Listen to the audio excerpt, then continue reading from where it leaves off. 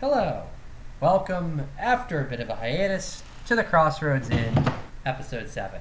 Sorry to everyone for it taking a little while to get this up because I was moving across the country and things were a little bit crazy for some time, but now things have calmed down, so we are ready to talk about the season finale. This will be our discussion of Season 7, Episode 7, The Dragon and the Wolf. First note at the top, this will be our discussion just of this episode. We are going to do a full season recap next week, but I don't want to get too far into the season. Obviously, this is a finale and storylines are coming together, so we are going to talk about the entire season, but for the most part, we're going to try and leave the full season discussions to next week and focus this time exclusively on the Dragon and the Wolf. Today, let's welcome my panel. I have Chris. What's up? A returning guest in Jessica. Hi. And Corey, although he's late, so we can make fun of him mercilessly when he gets here. Perfect. He's a terrible member of the show, and none of us like him. Yeah. Just like the Greyjoys. What? Yeah, hence his picture, Senor Euron. So before we start, just a quick bit of thoughts from housekeeping. Obviously, with this show being on hiatus, we've also had a hiatus on our regular podcast on Avatar: The Last Airbender. But we will be back within the next week, potentially next week, back with regular scheduling with that. As for the Crossroads Inn, we are going to be winding down content a little bit. I already mentioned we're going to have our season recap next week.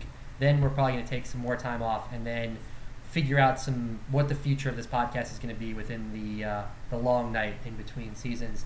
Such a long night. There are some specials I want to do on various topics, kind of about the whole series and talking about different issues. We may do some fun stuff with the Song of Ice and Fire books. We may potentially go back and take a look at some episodes from the past. I don't know if we're going to do a full series review until the final season comes out, but there will be Crossroads content, so just get ready for that. I'm also excited to announce one final thing. We are going to be launching a new project on the CW Arrowverse shows. That's The Flash, Arrow, Legends of Tomorrow, and Supergirl. It will not be a podcast. It will not be a video podcast either. It's going to be a text-based chat. Corey and I are going to once a week kind of give our opinions on the episodes that we just saw from the week of the Arrowverse. We also will be doing some other content with that, but I want to announce that show. I don't have a name for it yet. Corey and I are going to figure out exactly. Are you blogging it up? Either blogging or Slack chatting, something along those lines. Okay, all right. Slack chat. Ooh. I don't know. Something New age. Text-based chat. I don't want to commit to another podcast because there's a certain point where it gets a little ridiculous, but I do want to do. Corey and I spend so much time talking about the Arrowverse shows. I wanted to do something with that. So get ready and look forward for that. I believe those shows start beginning of October, so just a couple of weeks, and we'll get into that. However, let's start with our initial thoughts on The Dragon and the Wolf. It's been a while, and some people haven't watched the episode as fluidly, so I'm going to give my initial thoughts first. I know I usually go at the end, but I figure since I did just rewatch the episode and wrote up episode notes, I can kind of give a little bit of a recap since it's been a little while. For The Dragon and the Wolf, we start with our big meeting in the Dragon Pit. We basically stick every character in Game of Thrones together in a coliseum and see what happens. We get some fun little power plays. There's also the culmination of everything that happened in Winterfell. I'll talk about that at length in a little bit, but suffice it to say, I didn't like it very much. And that was pretty much it. Obviously, there's big things that happened. The wall came down. Dany and Jon finally consummated their relationship, and a whole bunch of other stuff. As for my own initial thoughts, I thought this episode was really good. It was really entertaining. I thought it did a lot of things well. However, it still suffers from the problems that this whole season has had, and I'll get into some of those reasons why. There's a lot of individual moments I really liked, and if you go moment to moment in this episode, it's really good. But the whole cohesiveness of the episode kind of falls apart just because of where it is in the narrative of Game of Thrones and just the fundamental problems that I think the show has now. I'd also like to say this episode was. I thought there was a lot of really cool shots. We'll talk about them as they come up, but there were a whole bunch of moments when I was like, "Wow, that was just one shot was really cool." So I'm not gonna remember any of them. Fair enough, but I'll bring them up as they and try and try and describe what it was. So, Chris, how about you? What are your initial thoughts on this episode, as you remember?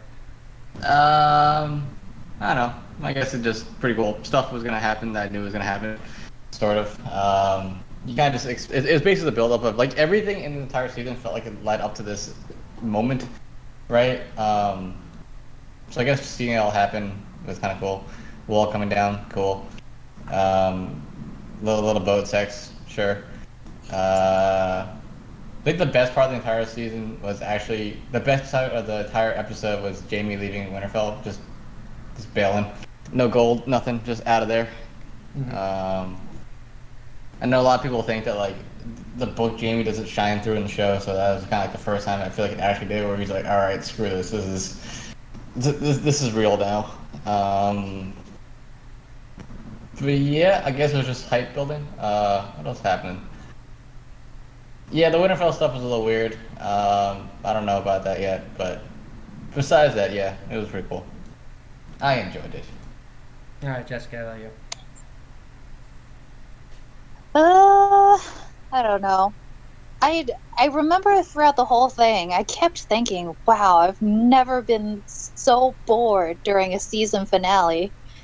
And, I mean, maybe my expectations were too high.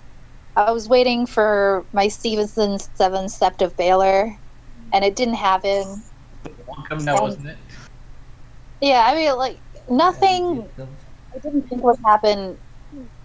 was going to happen happened. Nothing particularly spectacular, except maybe the last 5 minutes, for me at least. I don't know.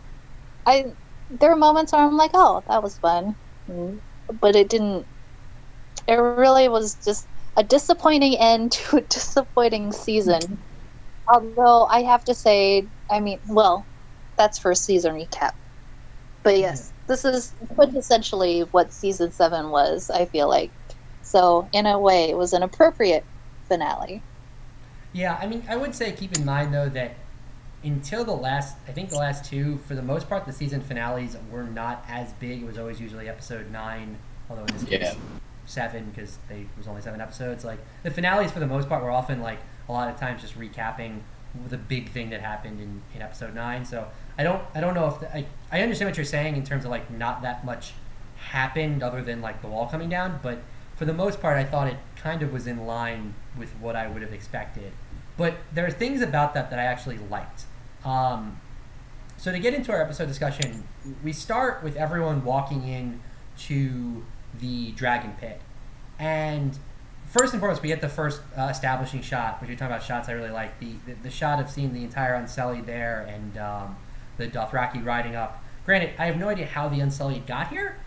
They were supposed to be trapped in Casterly Rock, and that was supposed to be a kind of important thing that, like, Tyrion made a big military blunder, and the Lannisters did something cool, and it's like, oh, actually, no, they just left. And well, the win for them was actually killing Lana Tyrell and all that shit. I mean, yeah, but that's like the thing is they made a whole thing out of like Euron burning the ships of the Unsullied, and the Unsullied are kind of just trapped there, and then it's like, oh, well, that didn't matter. Which I know it's a small gripe, and it's kind of like if this was the only thing, it wouldn't matter. But in a season where we've had all of these, troop movements don't matter anymore. Well, it's just chalk another one up on that list. Also, I feel like piling oil up on top of the walls of King's Landing seems like a bad decision when there's dragons potentially. There's dragons, yeah. When Bronn was like 500 more, I'm like, weren't you the one who was like, you don't want fire on the walls? Good point. I didn't think about that. I was just thinking about that. That being said, I'd also kind of liked how it was pretty clear to me that like just the Unsullied and the Dothraki would not actually be that good of an army to take King's Landing. Like, dragons aside, obviously dragons would be pretty good and kill everything. But I felt like seeing the Unsullied and the Dothraki out there, I'm like, if push came to shove, if she didn't want to use her dragons, they would be pretty well defended against this, I feel like. Don't you remember that the season 1 scene where they just burn the countryside. Robert just said, like, you can sit inside your castle for her, but they'll kill everything else. I'm just saying Cersei wouldn't care. She'd just be like, okay, kill everyone else. I don't care. Yeah, but eventually it's what you call it? It's a siege, and so sieges work. Um, so, but then we get into the everyone walking in to the dragon pit, and this I really liked. I thought there were a lot of really interesting, intricate relationships going on. We get some nice little bit of backstory about what the dragon pit is, and sort of thinking through the sort of symbolic nature of this place that the Targaryens chained all their dragons, and now this is where they're, Dany is finally coming back into King's Landing, or coming to King's Landing for the first time. And there were just a bunch of like character moments that were really great. The Hound and Brienne I really loved. I loved the like kind of mutual respect they had, the kind of proud parents of Arya and how they were feeling. And it kind of had like a bit more like almost, I know, like we've talked, or I don't know if we've talked, but there's been a lot of talk about how the Hound being the gravedigger in the books is kind of this very peaceful and pleasant ending for him, and he kind of just like, if he was to come back and actually start fighting again, it would kind of almost undercut that pleasant ending. And I feel like this little bit of scene kind of harkened back to a little of that, like giving the Hound some degree of kind of, you can see he's like closure, and the wars of the past are no longer haunting him in this specific circumstance as much as they were. Yeah, I agree. Yeah, actually, now that you say it like that, I'm much happier with the Hound and Robert Strong's scene, because I don't know. You mentioned earlier that a lot of things just seem disjointed, and yeah, that's just because a bunch of storylines came together. But on the other hand, I feel like a lot of characters kind of just became, I don't know, like plot devices, or like caricatures of themselves. They're like, oh, we need you to deliver this line for the fan. Okay, Tyrion, you said something snarky and clever, and you did some drinking. Now, Bronn, you're up, say something rude. Now, Hound, you're up, say something badass. And now, you're up. I don't know. Yeah, that was my problem. It felt like everything was like fan service to the show at some point. Yeah. Well, yeah, I think that's been across the board. The last two seasons have kind of been a lot of that. I think especially this episode, because there was just nothing besides that. Whereas before But, I think Mark is right that there are some pretty good moments, like with Brienne and the Hound. It was, I think, Tyrion and Cersei's exchanges were kind of interesting. Although it also seemed random. Like, I would have liked some build-up or like some background of their relationship. Just a couple of lines would have done it, instead of like jumping into. Yeah. For Tyrion and Cersei. If we're talking about Tyrion and Cersei, we'll get there when we get to their scenes. Yeah. I want to stay on the walking in, because I really like Tyrion and Bronn's reunion. Just there was something about the way Tyrion and Bronn delivered the final two lines they had with when Tyrion said, it's good to see you, and Bronn responds with, yeah, you too.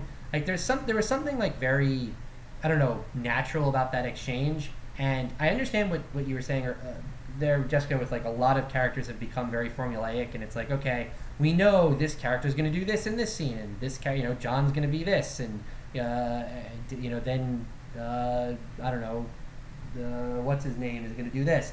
Like it does feel a little bit like that, but in this case, it did feel kind of natural, and it did feel another kind of harken back to what I think when this show is at its best, when you have kind of characters in different. We talked about like the road trip nature of the show, and characters are traveling together and kind of growing as friendship. Like that, like I really like Bronn and Tyrion's friendship, and getting to sort of see that like it's not like they're best of friends and everything's perfect, but there's just that little bit of kind of heartfeltness I liked. That I enjoyed a lot.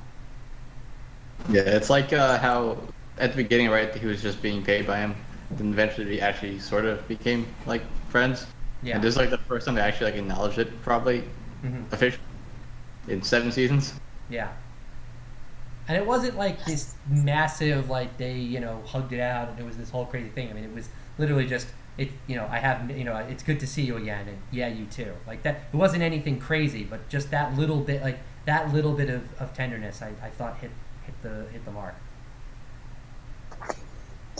I mean, I think, yeah, their relationship is actually the way Braun delivered that line made me think, and their whole exchange was like, yeah, they could be in cahoots.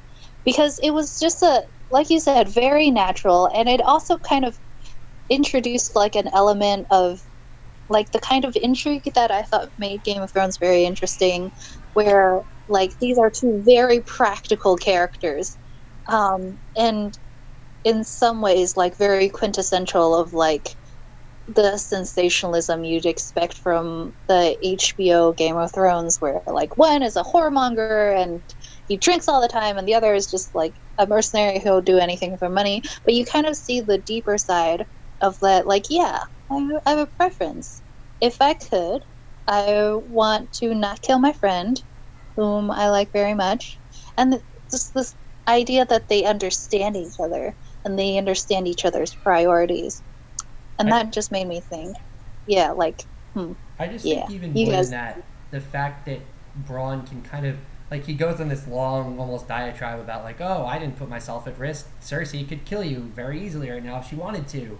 Like, there's something I thought really kind of I really liked about the fact that we're going from, yeah, you could just die here and that would be good for me and everything would be fine, to, yeah, we're like, the fact that this is how the two of them have been and understand each other. And I like that. That's, I guess, why I like it so much.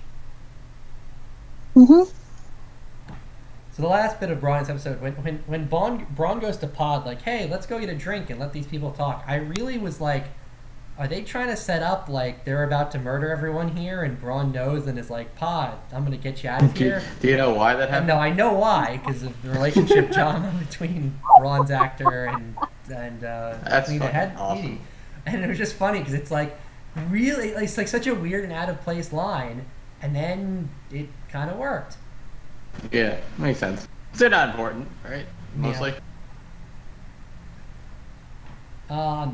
Now, when you have the exchange with the Hound in the mountain, I'm kind of at a point, HBO guys, all right, stop trolling, give us Clegane Bowl or don't. Just enough with the foreshadow. Like, we've been 6 seasons of this.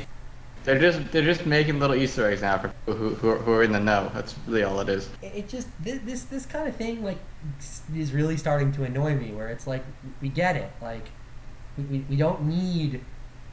Like everyone thought, oh, it's obviously happening. He's going to King's Landing, and obviously after this one, everyone's like, well, obviously it's going to happen. The way they were talking to each other, clearly the Hound's going to fight him, and it's like, enough already. Have them fight or don't. It was like with the ending, like have them have sex or just don't do it anymore. I'm done with this. Yeah, right. With this. I don't want to spend too much time on it, and I guess Corey will fight me on it when we talk about Tyrion later, but God, the amount I don't like Euron's portrayal at this point, and anything with Euron and Theon. I'm so over the Greyjoys. I want them to be not on the show anymore. I'm like... because the Greyjoys have to have, like, a point, right?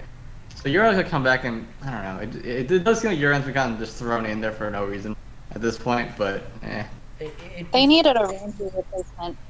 That's all it was. But he's not even a Ramsay replacement. He's like something else. He's just like... They wanted to put Jack Sparrow in this show. He's the Jack Sparrow replacement. Maybe they'll be far more. Doesn't play by the rules and shit. I don't know. No, I'm not giving Theon a break. I hate his character now. I'm sorry, but I'll talk about Theon's character in every time I see Theon, I'm like, oh, he's gonna have his redemption point, and he doesn't have his redemption point. He's doing his best, okay. However, I really enjoyed the shot of Drogo landing on top of the dragon pit, and right. all of the implications, like there's finally a dragon back, and the power move of Dany showing up on dragon back and not starting late. Like that was really fun. I enjoyed the little back and forth with her and Cersei there. I thought that was pretty funny. It's the equivalent of showing up to your high school reunion in like a fucking Ferrari. Yeah. After the other person made their dramatic entrance. So, the one question I have is: are ice zombies? Do they lose weight when they die, or are they the same weight? Because the Hound was really struggling with that box. Do they lose weight? Well, it just seems like there's no flesh on the ice zombie, so why did it Yeah, seem but so it's a heavy box, okay? I know, It's a and I heavy was like, I box. guess the box must be really heavy. It's Yeah. a big metal crate, you know? I also found it kind of like funny that everyone's like freaking out and like, oh my god, there's a zombie, and I kind of wanted to be like, what's the mountain thinking right now? Yeah, like you have a zombie There's next a zombie to you. next like, to chill. you. Why is this the scariest thing that's ever happened? I mean, I guess it has blue My eyes. favorite part about all the zombie stuff is the look that Qyburn gives Oh and my all God. the memes that came after it. I It's mean, just I- like, I wrote in my It's like, notes, Qyburn want, this. Qyburn want. Like, he just picks up that hand with so I love much. the meme of like, like tucks it in like for science. he's like, I love the meme just like, hey, get someone who looks at you the way Qyburn looks at the hand. Yeah, like, that is the greatest love in this show, Yeah. bar none. Screw Danny John, man. Just No, not even Qyburn. Qyburn hand. I was surprised Davos didn't walk up to him and be like, I saw you've been looking at that good hand. Oh wait, where's the you know the picture of the stock image of the guy looking back while Yes. he's holding hands with Yeah. his girlfriend? Yeah. It's Qyburn looking Yeah. at the zombie with the mountain. Yeah. Oh, I love that one. I That's, gotta find that that. is a high quality meme. This episode had a lot of Ned, not a lot of Ned shout outs. Going back to the keeping his word and all that stuff. So we're talking about kind of Cersei's overall plan here, because obviously in the end we know that all of this is a bluff, and in the end she's just gonna say, screw it. But I really like the way she does it, where it's kind of a very clearly she only responds when she's only going to respond when she sees the zombie and when she sees the threat is real, and then tries to get something in return and says, okay, well maybe if I can get the keep Jon out of this and keep the North out of this, that'll like buy me some time, and then still then uses everything she has to like make sure this is as believable as possible. I thought they did a really good job of kind of selling that, and Cersei specifically did a really good job of selling what her putting herself in at least as good a position as she possibly could, because she's kind of in a pretty tough spot to begin with. Yeah, for sure. I don't know. The reaction seemed kind of weird to me. Like, again, like you were saying, like there's already a zombie standing next to her. Why is she freaking out this one?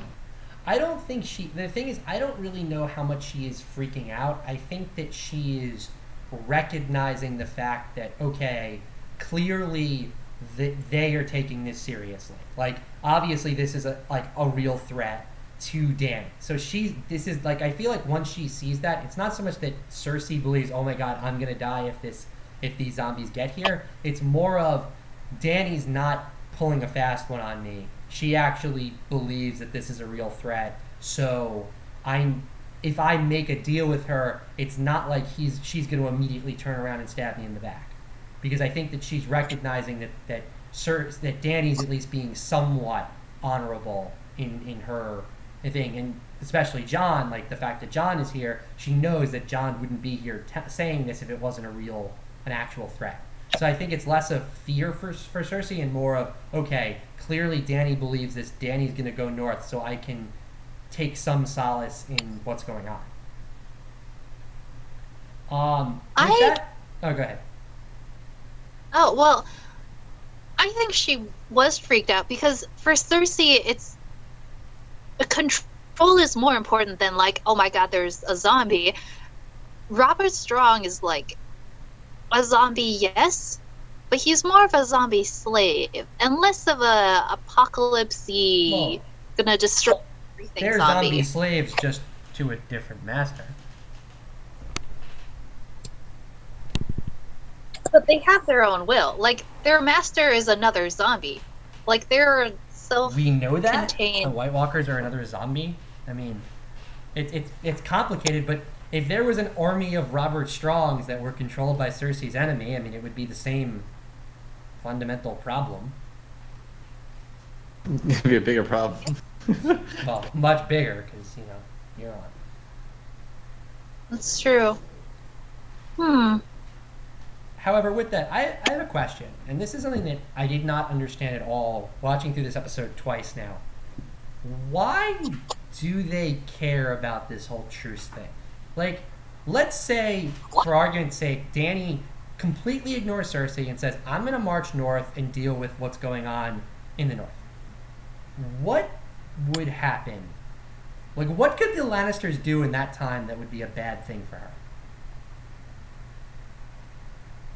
I guess the Golden Company could show up. Well, she doesn't know that yet. She didn't know about that. And I think she's just saying, like, I don't want to deal with this crap down here. Really.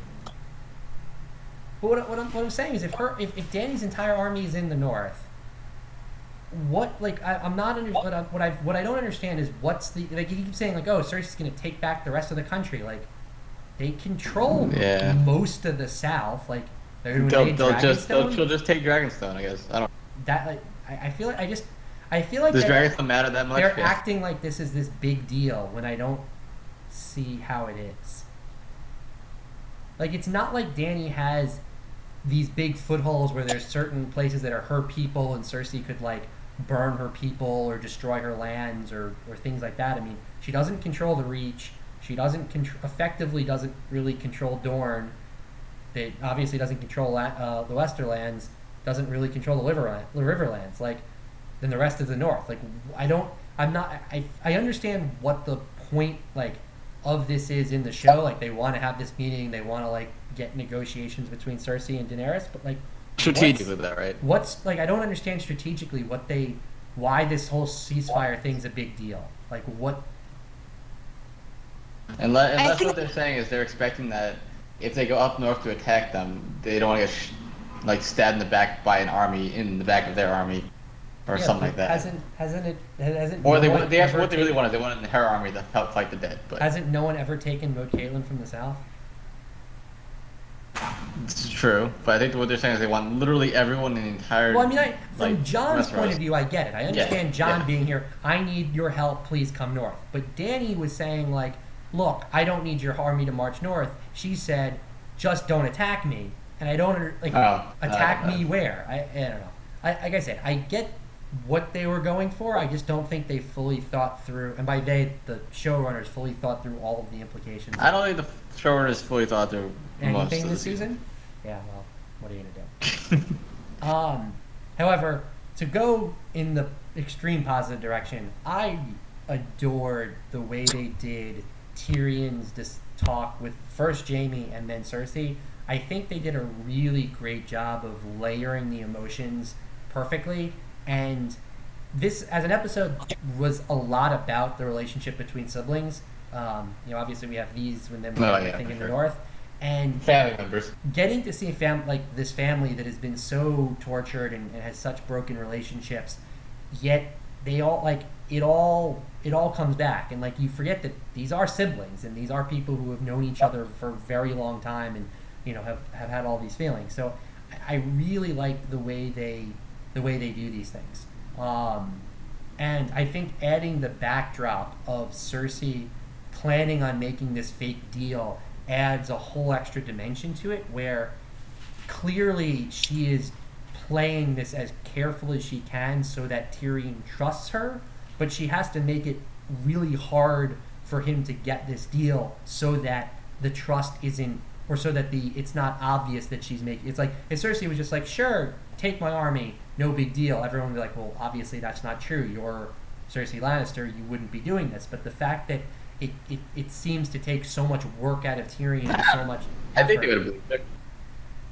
You don't think they would have believed her? I don't. I'm a believer. You don't believe her, but you know more. What I'm saying is I think that people naturally are more trusting of information that they have to work hard to get than they are of information that they get easily.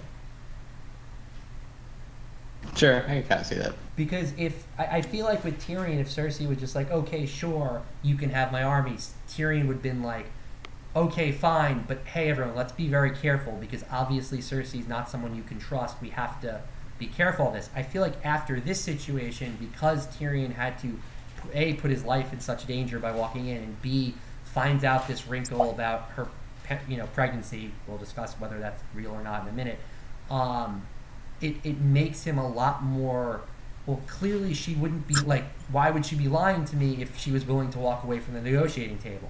Like, I feel like it's such a great move from her part because it doesn't look as suspicious when she's like, oh, I'm just going to walk away. Go ahead and, attack me. Yeah, I guess so. I don't know. Now, do you guys think that she is in fact pregnant?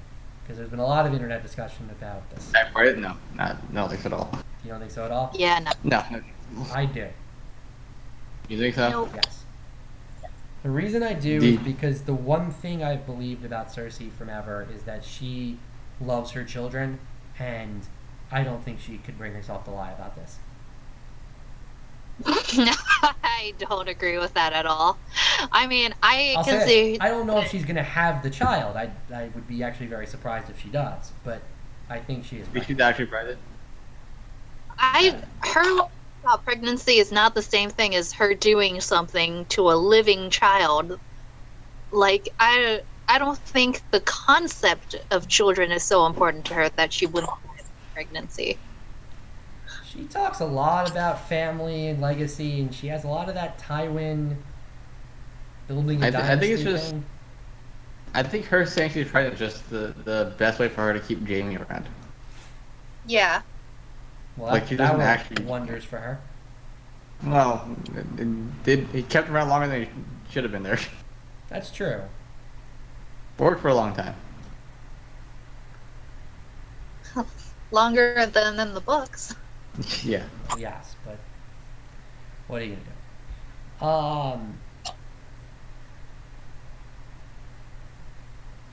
do? So, Well, no, all right. So we have. I guess we'll just finish up with Jamie and Cersei. Jamie, thinks, okay, she's made this deal. I'm gonna march north, and Cersei is just like, no, that's not gonna happen. One thing I thought though that was weird in terms of like Cersei's planning. Why did she promise to have her army march north if she wasn't actually going to do it? Because isn't that going to be a little, obvious? Where are the Lannisters? Yeah. Like that was where it's like, why didn't she just say my Because army will it stay would in have King's accepted her Landing? just sitting there, right? I just feel like if she'd said, I'm going to keep my army in King's Landing and she clearly convinced Tyrion that they can trust her, and then been like, okay, Tyrion was gonna, they would have said, okay, we can trust her, it's fine. Then no big deal. Have the Golden Company show up and do what you got to do. But like, I feel like aren't they going to be like, hey, where are the Lannisters? I mean, obviously We're Jaime's missing going to the show guys up with and the weird that'll hats. throw things off even more. But like, I don't know. It just felt like a weird, like lie, like pretty easy to figure out lie. Yeah, but I think I don't know. Yeah, I was thinking because like, what if like giving them everything made it so that like Jon and Daenerys really expected absolutely nothing, right? Like they're like, oh, okay, she's 100% on board with us now. Yeah. Don't worry about it. I mean, I understand why she did that, and it made for a nice like scene and misdirection of like, I fully support you, and I'm not going to pull my army back. I'm sending them north. And like clearly she makes it seem like it's real because Jaime and all the generals are going to do it, but it just I don't know. Just that long-term thinking, this seems like this could pretty easily backfire. So but I think by the time it backfires, it's not going to matter because they'll be all fighting dead people. Do you guys think? Did you guys have any belief that Jaime was a goner there? I actually did for a split second. I'm like, oh shit. Because so did I, and I was like, what the Valenquar prophecy? Wait, what's he's going supposed on? to kill him. Like, this is weird. Yeah, him killing Cersei is still like, it's like RL plus L equals J for me. It's like that's confirmed. It's maybe one rung below R plus L equals J for me. Like, I don't consider it factual, partially because that was something that would have happened in the past, so technically it has happened. Sure. I don't know. I do like a lot of that Jaime's gonna kill the Night King because he's the Kingslayer things. I think that's kind of that'd be a fun little wrinkle. Wait, say that again? I can't do my That Jaime's gonna kill the Night King because he's been called the Kingslayer for so long, and it was like told this forever. It'd be a fun little. I mean, I fully believe Jaime's Azor Ahai. Well, Not fully. It will be great. And there's not enough clues for me to be sure about it, but You want it, really. I'm still on board with that. The Lightbringer's gonna come out of like Cersei's whatever. I mean, If you Lightbringer was say originally. if we're gonna go with the metaphors, if Lightbringer is Jaime's penis, then is it possible that Cersei dies in childbirth? He did stab a lion. Exactly. The He Donald's tempered it in a lion. Amen. Because that not only would that mean Jaime would theoretically kill Cersei, but also if Cersei was having a male child, he would be a little brother as well. It'd be double Valenquaw. Sure. And if she gives birth to a dwarf and dies just as her mother did giving birth to Tyrion, that'd be kind of there's something there. There's something there. But It's not as cool. So if his penis is.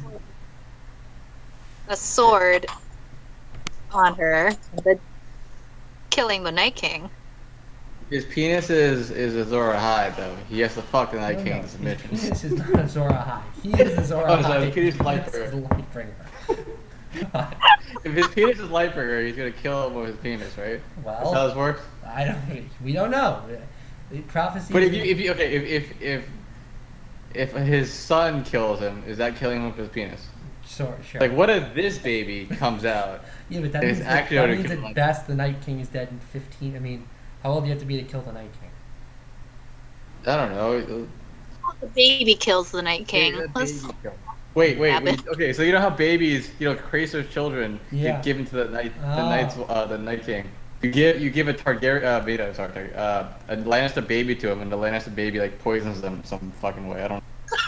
Well, there are theories That's- The that baby that's are the was the Night King a Stark? So then maybe there'd be some like Stark Yeah. thing.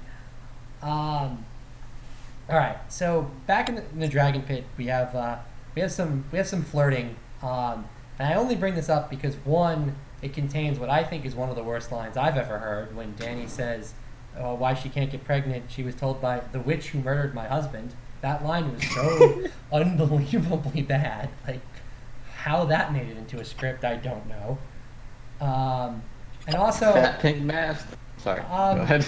was when Dany was like, "This place was the beginning of the end for my family," felt a little like you guys built a dynasty that lasted 300 years. That was really the beginning of the end. I mean, I know what she meant, and like, yeah, the whole like the dragons and stuff, but I feel like it kind of for me it is only problematic because Dany, like, the reason your family didn't do so well is because your dad was a crazy person who burned people. You know? Yeah, they're pretty good up until then, right? Like, No. it's not like I understand that losing the dragons like changed the nature of what it was, and if like maybe if they had had dragons, Robert's Rebellion would not have been anywhere near as successful as it was before, or as it was in reality. But I just feel like it makes it seem to me like Dany's basing more of her identity on like, oh, I have dragons, and that's what makes the Targaryens important, and not like the beginning of the end for my family was my father burned people alive, and I don't know. Tyrion. Well, actually, there wasn't dragons at that point. The dragons have been dying for a while. No, they've been. I guess it really kind of was when they started chaining them up. I forgot when they started chaining them up. Aegon built the dragon pit. If Valyrian the Dread lived there, Did they? I don't remember. Okay. Yeah, good point. I don't know. I thought it was a different point. I mean, maybe. Well, it was where the chaining happened, and the chaining is what. No, actually I understand what she means, that this was that the dragon creation of the dragon pit is what got rid of the dragons. It kind of, I feel like, makes it so that I understand why Dany's identity is so tied up in the dragons, but I feel like someone should be like, maybe don't think that, and instead think you should be a good queen. But they wanted her to say that, and then actually it'd be the beginning of her new dynasty. Yes, and that's the point of the show. And one final thing. So Cersei says, call our banners. What banners does she have that are not already called? Like, what? So confused by Well, that. I mean, I guess it's all the Lannister like sub banners. I guess I don't know. Are they all there? I don't even know. I mean, they've been at war with Dany. Like, Yeah, I guess so. whatever. Not that. Maybe they didn't get everyone. Okay. So the last thing in the South. Well, I guess not the last thing we have to think on, but the last thing with these is the Golden Company. So what I know, like, obviously in the books, the Golden Company has a pretty major role with our friend Aegon Targaryen, who's not Jon Snow, and probably not Aegon Targaryen either. What do you guys think about this sort of wrinkle that potentially adding the Golden Company here, and I guess in theory sending Euron to Essos? Like, I don't know. I know there's a lot of people think that this could bring Dragonbinder in, that maybe the Golden Company have some. I always forget about Targaryen bastards. I don't remember the mercenaries in the book. I keep forgetting, like, it's the Second Sons, Golden Company, some other stuff. The Golden Company's the ones that are the Blackfires, right? Or are they not? Yeah, the Golden Companies were the ones who were founded by the Blackfires, and have like, they're the ones who are they're the ones who don't like Targaryens. Yes. Like, or they no, I don't know. they Well, they're the ones who want to put a Blackfire onto the. Yes. Right, yeah. And they're the ones who go with potentially fake Aegon back to Westeros. Yeah. So in the books, they are in Westeros. So not technically adding anything new. They're actually gonna have Aegon next season. I don't know. That would be something. Aegon Targaryen versus Aegon Targaryen. We get the Aegon Bowl. Yeah. Egg bowl? Bowl. Scrambled eggs? I don't know. I don't know. We gotta make an omelet. Whatever happens. I don't know. It's starting to go a little too close to Something Rotten, which is a great musical. Oh, yeah. Well, yeah. Can we pause for a moment and talk about how Rhaegar Targaryen, according to the show writers, we'll talk about that later. Son's the exact same name. We will talk about that later. All right. I don't want to spend too much time on this, but we get some Theon scenes. I don't like them very much. Mostly because Theon's in them. One, I mean, his scene with Jon was fine, whatever. I mean, Jon forgives him a little bit, and the scene was more about Jon being like, you can be a Stark and a Greyjoy, which was like a little on the nose for Mr. Targaryen Stark. But his fight at the boats, I thought, was really stupid. Like, one, it would still hurt a lot getting kicked there. Like, probably more because it's, a wound. Yeah. Two, Well, there's scar tissue. I might not feel it.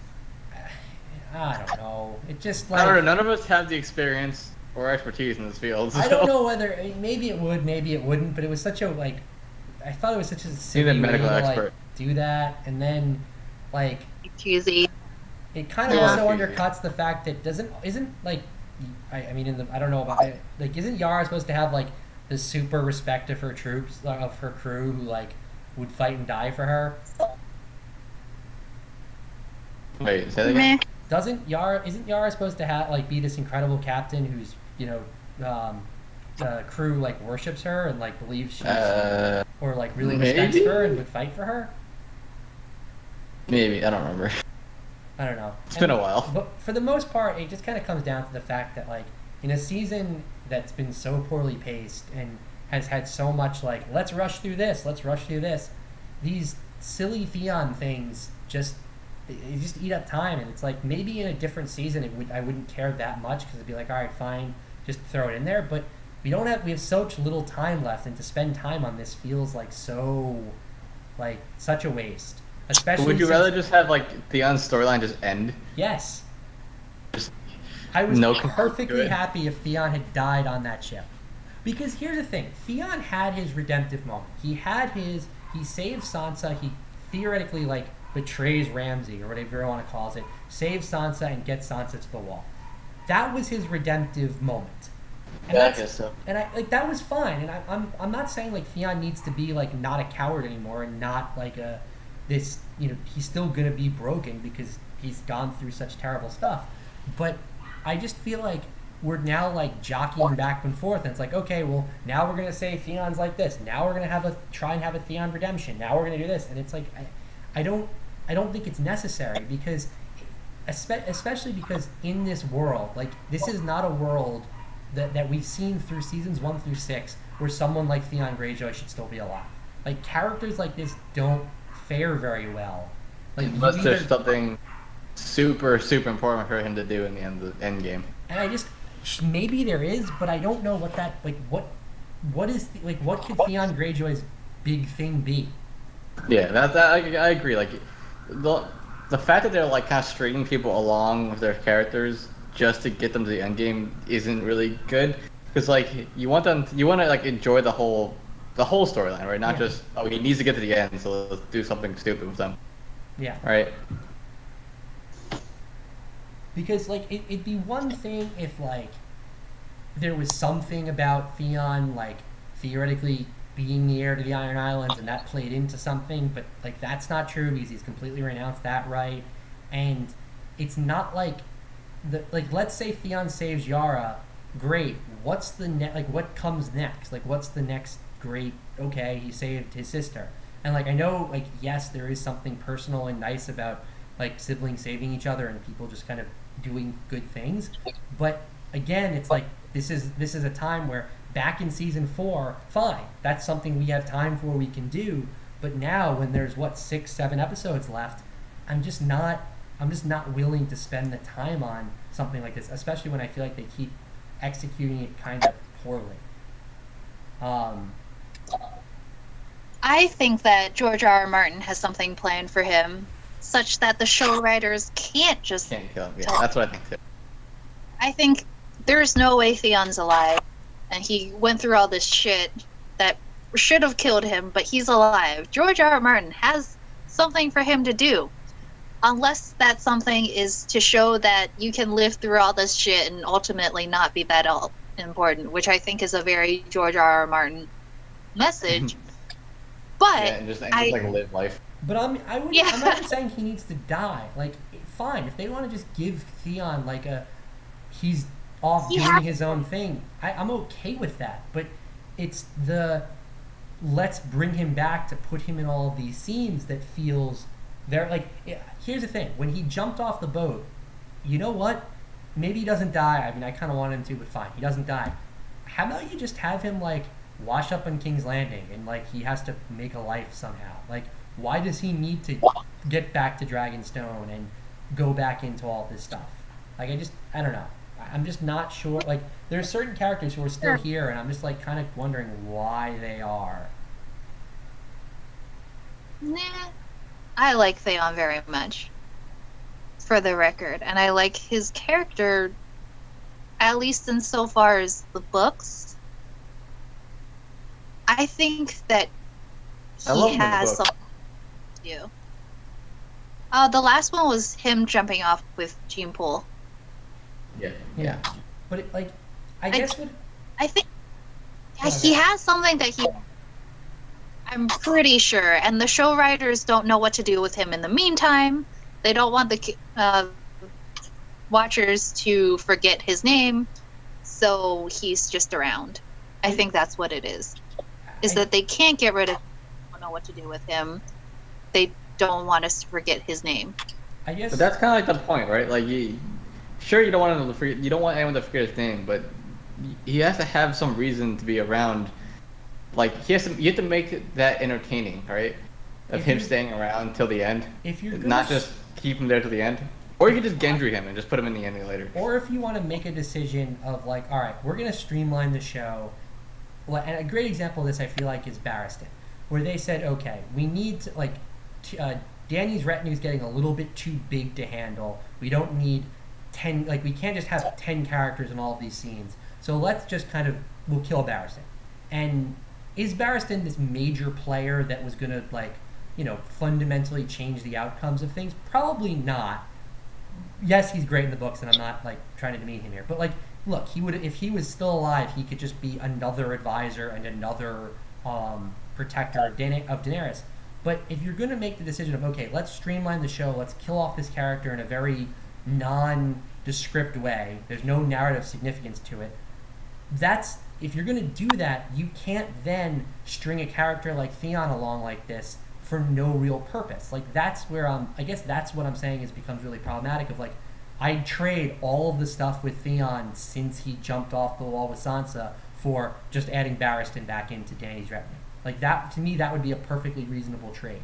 And unless they're going to make Theon have this major role in the last 6 episodes, and I just narratively, I don't see what it is. Like, what could his role possibly be that would be interesting? Who knows? I'm waiting for the twist. Yeah, wait for something to happen. I mean, like, I feel like something will happen. I don't know what yet. something will happen. I don't know what. And at this point, I almost don't care. I mean, I just think a yeah. lot of it is the way George R. Martin writes. He just kind of like lets stories get out of hand without Mhm. knowing how to end them, like storylines. I don't know, like, because they left. He has so many storylines going, right? That like the showrunners have to find a way to end their storylines in a satisfying way, and I don't know if they can. But I also think that he's a lot more willing to just let things be. That character living life is a perfectly reasonable ending for a character storyline. Like, I think the show sometimes is like tries to wrap things up a little bit too neatly. And also it doesn't help that this is still television, so you're paying actors and you have to deal with like when you introducing a new character means paying the money to bring in somebody new and all these things. So it's easier to just kind of give things to existing characters than create a new one because it's not like just changing a name. All right, so we're gonna go up to Winterfell now, and I want to talk briefly about why I think that this really didn't work. We'll talk next week about why the entirety, how everyone feels about the entirety of the Winterfell stuff. However, for me, I think that the reason this specific episode felt so off to me is I don't understand whose point of view this all was supposed to be. And I know that the show isn't exactly the books in terms of scenes being written from specific point of views, but it just felt so off to me that at times we were jumping from like it's Sansa's point of view, then it's Arya's, then it's Littlefinger's, and then it's this character's, and it's like I just don't have any understanding of what happened. And it honestly, the only explanation that I can have is they wanted misdirection purely for the sake of it. They just wanted to have everyone believe that Sansa was gonna kill Arya, and then last second reveal, no, they're working together and they're taking down Baelish. But what I feel like is lost in that is that I don't know what Arya and Sansa's relationship during all of this was. I don't know what Bran's role was in all of this, and that really detracts because it means I don't know what's going on. Because on one hand is this Sansa was ready to kill Arya and Bran stepped in and was like, no, Baelish is your real enemy, and was pulled back from the edge, or were they working together the whole time and this was just a charade to confuse Littlefinger, or was something else happened? Like, I have utterly no idea what happened. And like, sure, I got a nice smile when she turned and was like, how do you respond to these charges, Lord Baelish? But that's not worth it to just completely make an incomprehensible mess.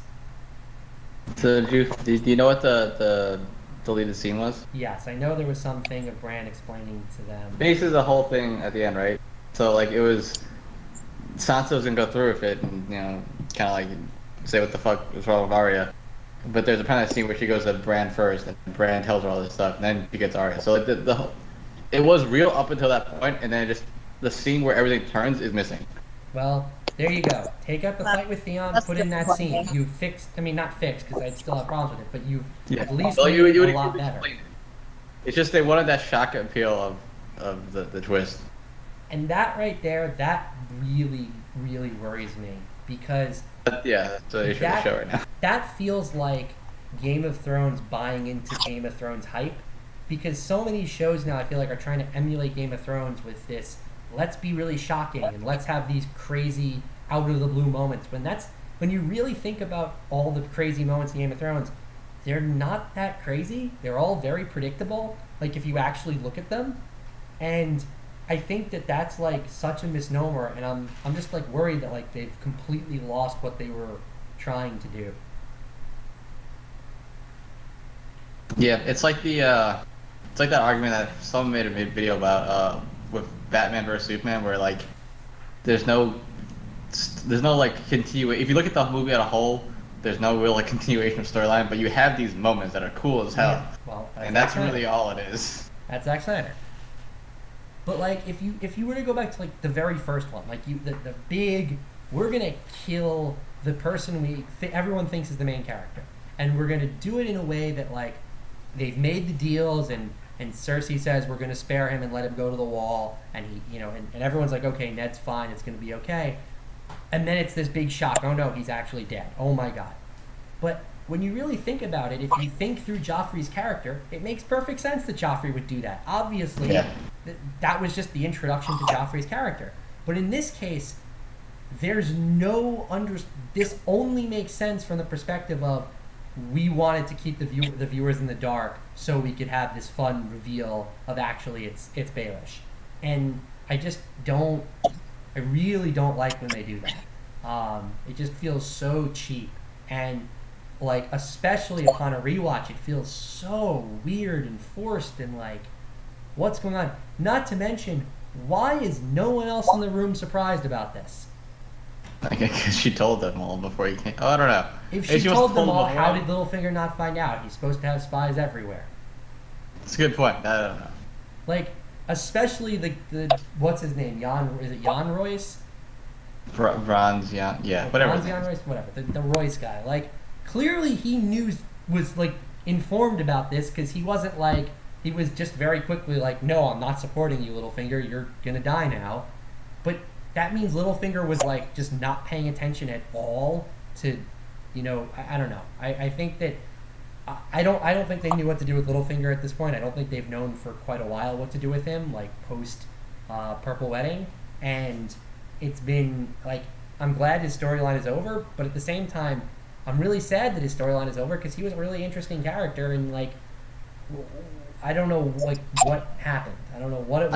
I think the notion that he gets taken down by his like one single weakness is kind of cool though. Like, that his only weakness was that he cared about Catelyn Stark and her family too much.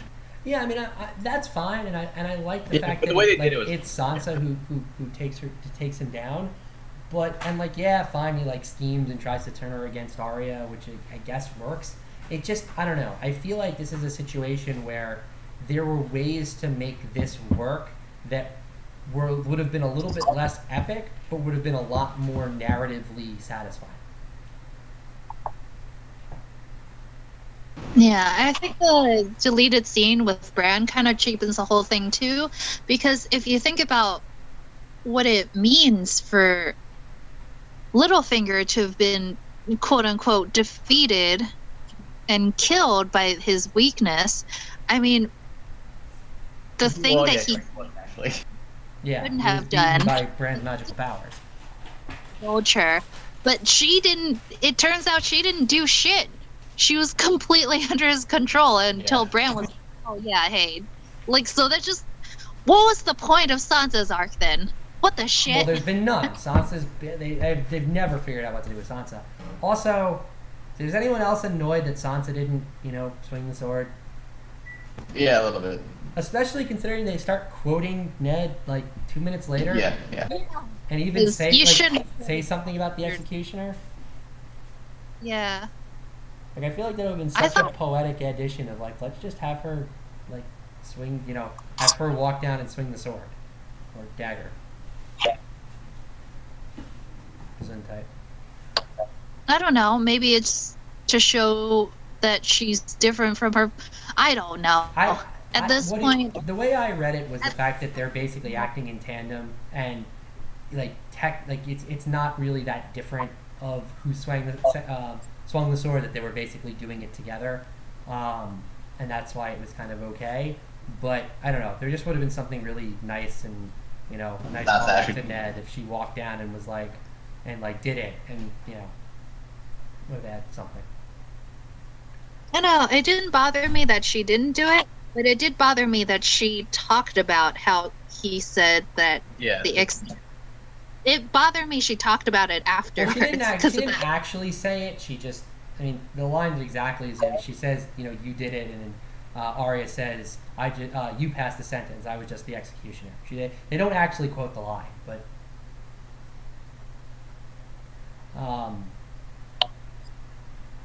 Yeah, the final scene on the rooftop with Arya and Sansa. I didn't like anything about Winterfell this season, but I don't know. It was a decent scene. Anytime you play the Stark theme and quote Ned, it's gonna be kind of happy in the moment. And it's another one of these like, like this moment was good. It doesn't make up for anything else, but like the moment was fine. Really? I didn't think it was good at all because I still don't know what their relationship is Well, like. no, I agree with that. I don't have any understanding, and that's what I said earlier. Like, I have no idea what their relationship is, and I think that it does undercut what the scene could have been. But in terms of like just taking that scene in isolation, I thought that like there was something nice about the sisters like coming together and reminiscing about their father and talking about protecting each other. Like that part of it I liked. It was just, yes, it was undercut by the fact that I have no idea what their relationship is like because we didn't get any scenes to understand whether they were working together the whole time or whether this was like a last second revelation of Sansa. I feel about that scene what you feel about Theon scenes. Like, if the episodes are gonna be this few, then why didn't you put something more important into that scene as opposed to like, yeah, give us something I guess. instead of fluff. Yeah. I guess maybe and part of it just come down to the fact that I like Sansa and Arya's characters a little bit more, or I don't hate them and I hate Theon's character, so. I like Theon's character. I think he's an asshole, but I like his character.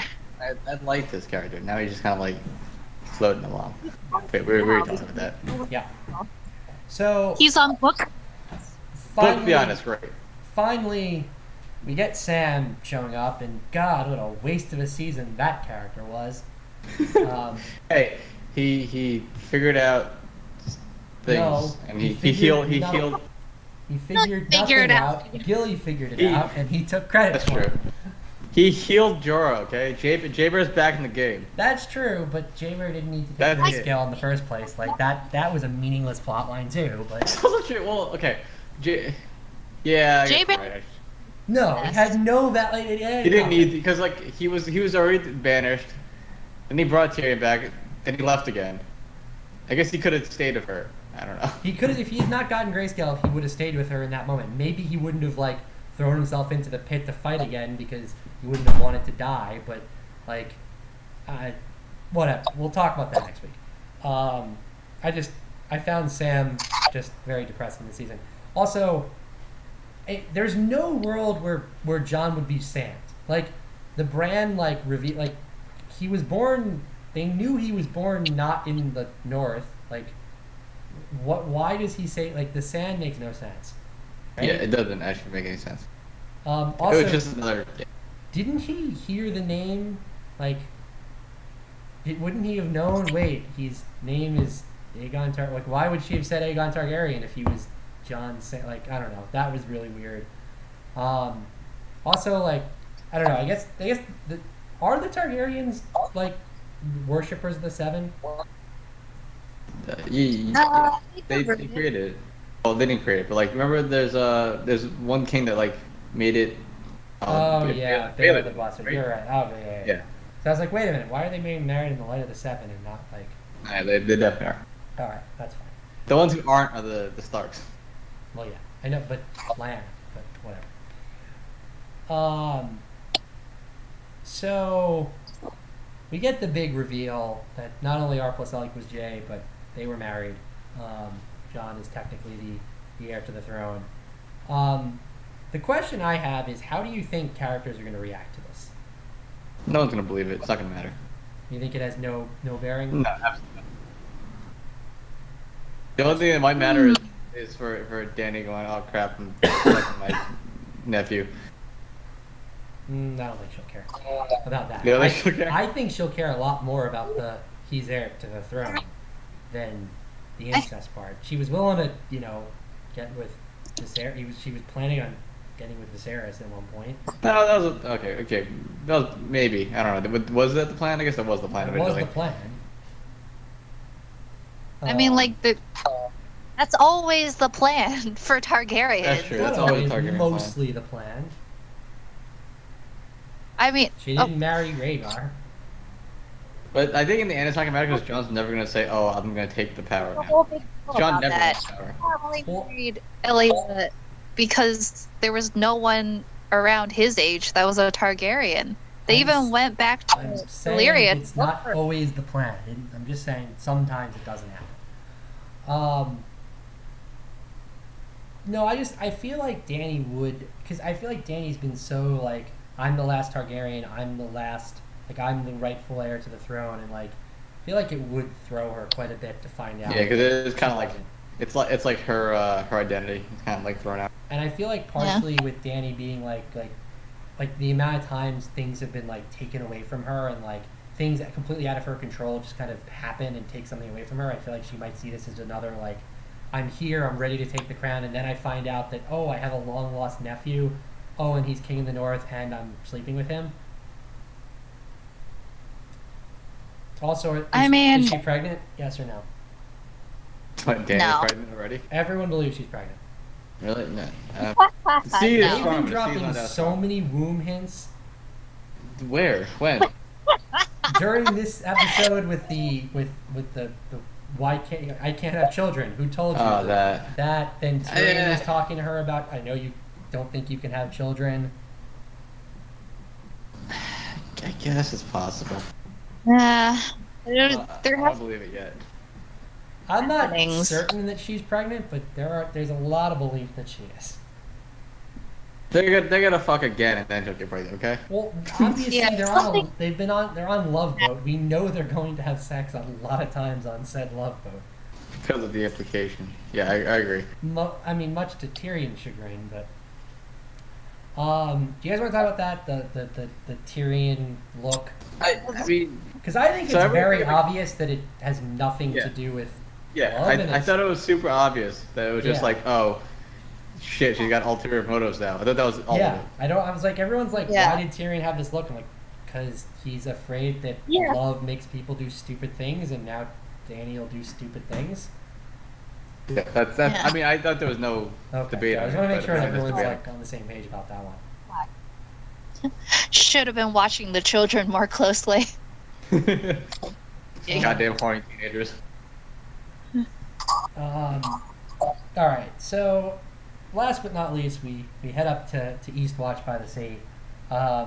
First, I wonder how Tormund feels about like manning the wall. I wonder how he feels. He's like walking up, looking out and over, like as a wildling. He at one point tried to like, overtake this thing, and now he's manning it. He climbed it multiple times. Yeah, it's got to be an interesting experience for him.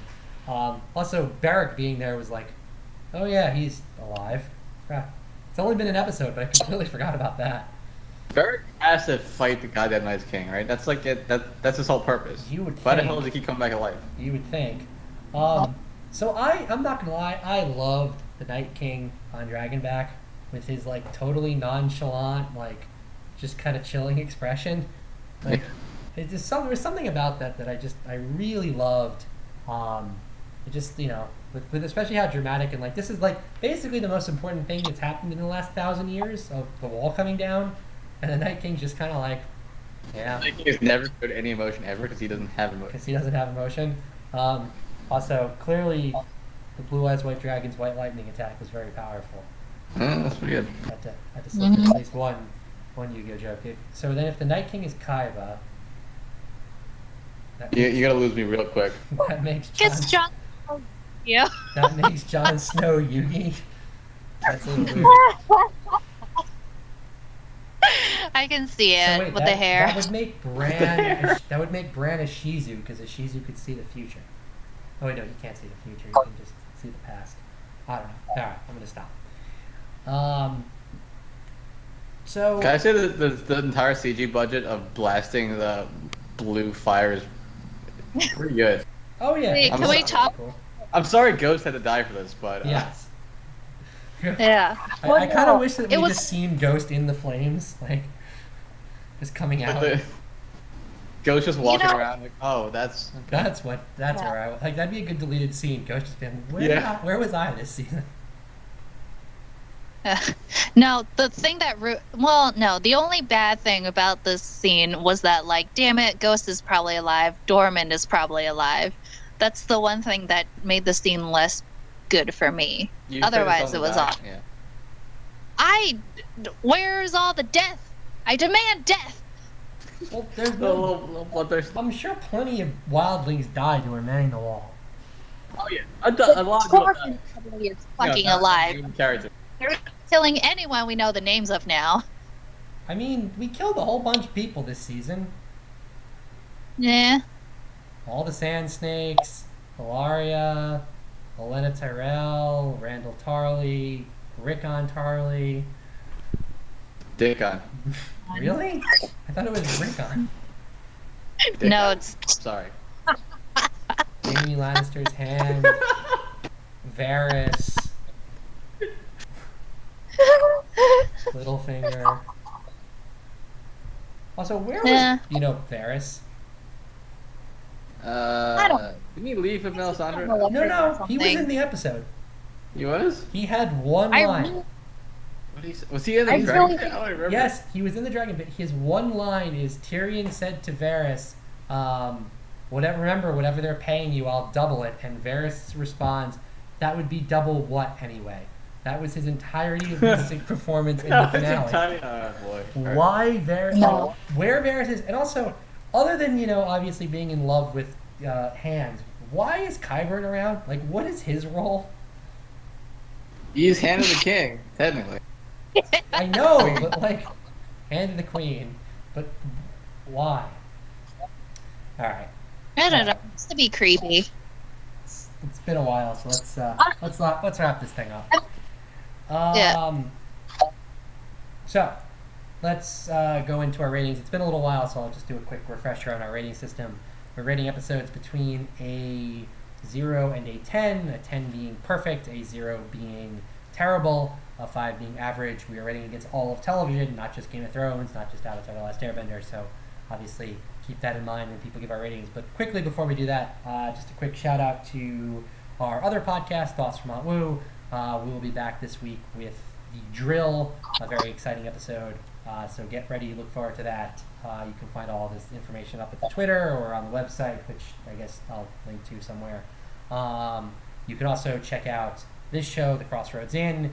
We will be back next week with our season wrap, and then we will see where we're going to go from there. And as I said earlier in the show, I'm announcing our CW Arrowverse content, so check that out as soon as those shows come out. We'll be up with the first week as soon as those come out.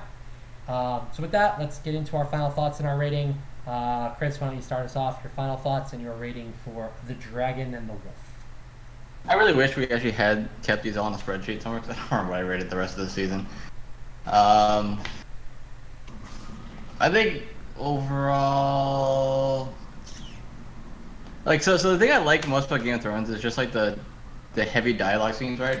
Where just the interaction between Tyrion and Cersei, the interaction between I guess Jon and Daenerys occasionally, Sansa and shut up ad word. Okay, whatever. There's an ad playing. I have no idea where it is on my computer.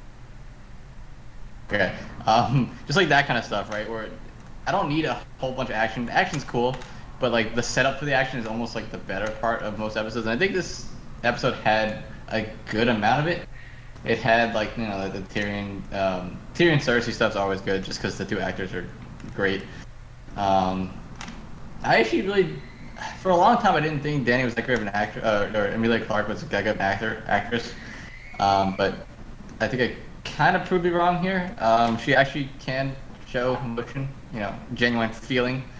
So that was good. And then, wall coming down, crazy chaos happening.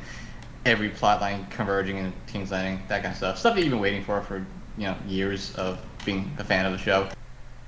So I guess at the end, 7.7. Okay. I have no idea what I rated the rest of this season. I think that's somewhat in line with your other ratings. Next week I'll have a full list of everybody's ratings, but don't worry. So Jessica, your final thoughts and your rating. Well, I mean, I was disappointed. I like the show for the same reason that Chris likes the show, but I just feel like all of the dialogue and the characterizations were lacking. And I don't know. Like I said, I was kind of bored during the finale. So I'm going to give it a 5 out of 10 because it was enjoyable. There were many moments when I was like, wow, that was fun. So you're saying this is average television? is very average for me. I would give it a 4 if not for the great cinematics. Okay. Yep. I'm definitely higher than that. I'm probably in about the same line as Chris. I thought that there were some really good moments in this episode. I thought this episode was significantly better than the last one, and probably on par with most of what we've had this season. There were some really nice shots. I talked about a few of them, and I think that there was a lot to like.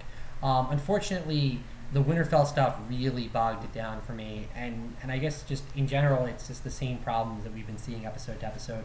This episode by no means fixed the problems this season has had, and we'll talk about where the season was as a whole and what the finale did in that context next week. So I'll reserve some of that discussion then.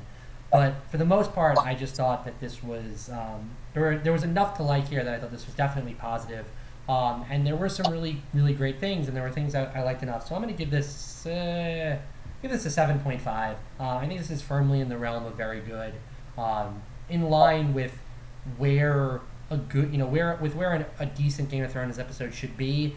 And if in a better season, and some of these plot lines were not coming off just really bad stuff from last week, things would be better. Unfortunately, they just weren't. So thank you guys for being here. Thank you to Chris. You can follow him on Twitter. I think it's below him, but it's Boo Radley. I realized this entire time you had the wrong Twitter. It's an underscore after my Y. Oh, sorry. Wow. It's okay. Well, follow him on Twitter. He streams lots of StarCraft and PUBG and stuff. Thank you for Jessica for being on short notice. I appreciate that. Thank you to Corey. Oh wait, you're not here, so sorry, Corey. You don't get. Where did he go? I don't know. He disappeared. I, as always, am your host. You can follow me on Twitter at Stack Mode, as well as up on the main Thoughts from Aunt Wu account. I tweet about fun stuff. And obviously check out our website for all of our content. Thank you guys, and we'll see you next week. Yep.